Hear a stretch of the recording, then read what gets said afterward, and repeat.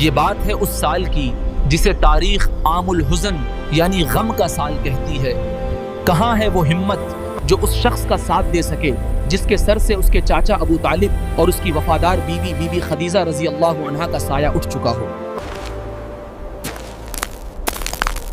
مکہ کی گلیاں تنگ ہو چکی تھیں، دشمنوں کے حوصلے بلند ہو چکے تھے، تب ایک امید کی کرن نظر آئی، طائف۔ محمد صلی اللہ علیہ وسلم کا وہ سفر۔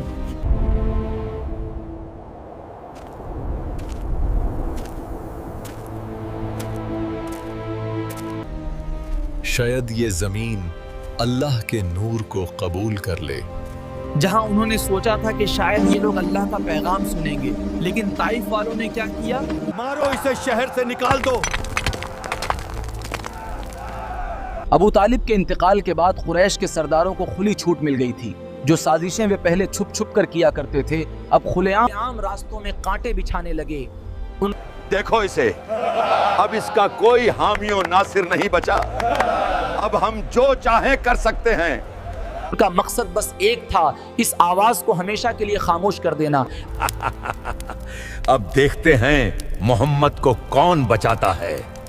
ابو طالب تو چلا گیا۔ آپ صلی اللہ علیہ وسلم اپنے غلام زید بن حارثہ رضی اللہ عنہ کے ساتھ طائف پہنچے۔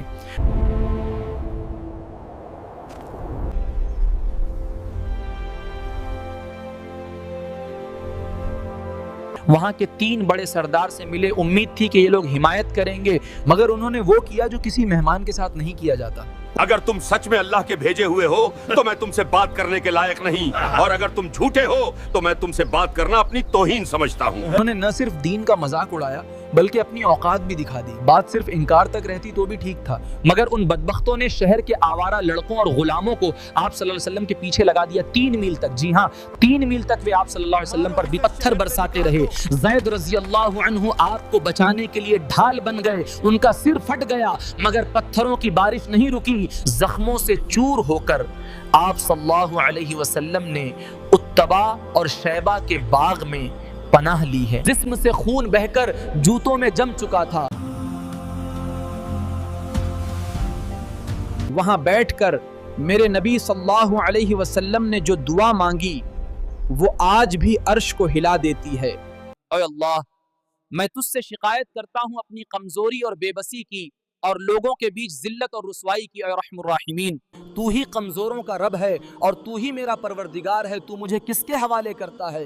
کسی اجنبی بیگانے کے جو مجھے دیکھ کر تیور بدل لے اور منہ چڑھائے، یا کسی دشمن کے جسے تو نے مجھ پر قابو دے دیا۔ اے اللہ، اگر تو مجھ سے ناراض نہیں ہے تو مجھے کسی کی بھی پرواہ نہیں، تیری حفاظت میرے لیے کافی ہے۔ میں تیرے چہرے کے اس نور کے طفیل جس سے تمام اندھیریاں روشن ہو گئیں اور جس سے دنیا اور آخرت کے سارے کام درست ہو جاتے ہیں، اس بات سے پناہ مانگتا ہوں کہ مجھ پر تیرا غضب ہو یا تو مجھ سے ناراض ہو۔ تیری ناراضگی کا دور ہونا ضروری ہے۔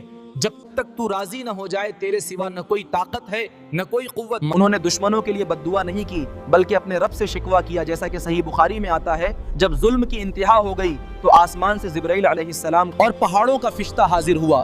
فرشتے نے کہا، اے محمد صلی اللہ علیہ وسلم، اگر آپ حکم دیں تو میں ان دونوں پہاڑوں کو ملا دوں جس سے یہ سب درمیان میں کچل جائے، یا اور جو سزا آپ تغوید فرمائے۔ سوچئے، خون بہ رہا ہے، دل دکھا ہوا ہے، طاقت ہاتھ میں ہے کہ ابھی بدلہ لے لیں، مگر آپ صلی اللہ علیہ وسلم نے فرمایا نہیں، مجھے امید ہے کہ ان کی نسلوں میں سے ایسے لوگ پیدا ہوں گے جو صرف ایک اللہ کی عبادت کریں گے۔ اور دوستوں، وہی ہوا۔ آج طائف مسلمانوں کا شہر ہے۔